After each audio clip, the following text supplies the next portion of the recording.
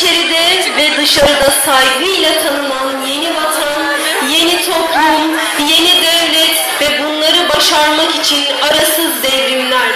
Peki kim sağladı bu kurtuluşu? Tabii ki Mustafa Kemal Atatürk. Sonsuz sevgi ve minnettarlığımızı ona layık evlatlar yetiştirerek göstermeye çalışıyoruz. Öğrencimiz Onur Çalışkan da Canım Atatürk şiiriyle minnettarlığını